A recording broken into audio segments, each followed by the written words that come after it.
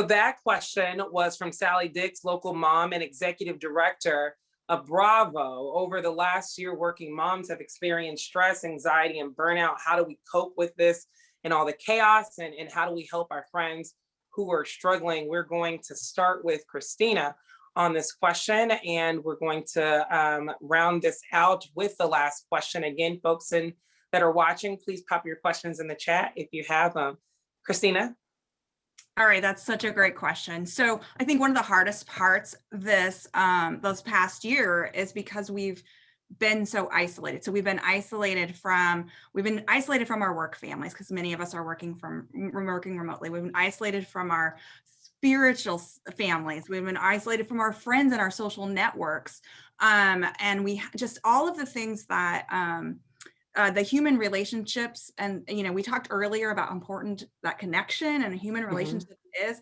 Those connections, feeling connected to others, those personal relationships, and feeling connected to the larger whole is really what drives us as human beings to cope and to build resilience, right? So this whole past year, when all of this has been going on, that's when we've been the most isolated as ever before, right? So I think that's what's made it most challenging. So I think my number one suggestion would be, if either you're struggling or you have others that are challenging, is find ways to rebuild those connections and make those connections meaningful, right? Find meaningful ways to rebuild connections to get you, build your team, as we were talking about earlier, because we can't do this alone. That's my number one suggestion for you. And then in order to help, Sally asked, how do I help friends who are struggling? I think we touched on this a little bit, but I think when you reach out to others who are struggling, be prepared to get comfortable with the discomfort. So we as human beings, right?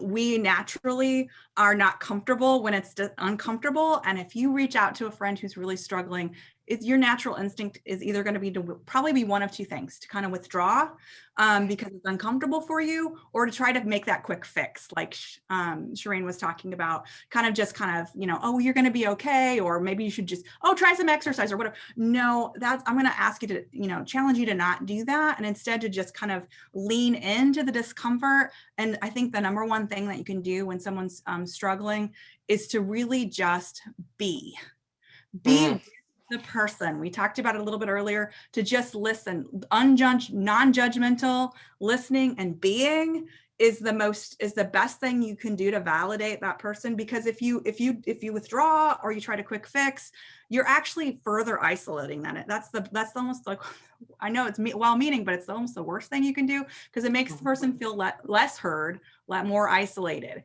And so be prepared to the best way to validate and to help that person is just to listen and to just hear. Be prepared to hear what they're and be there with them in it.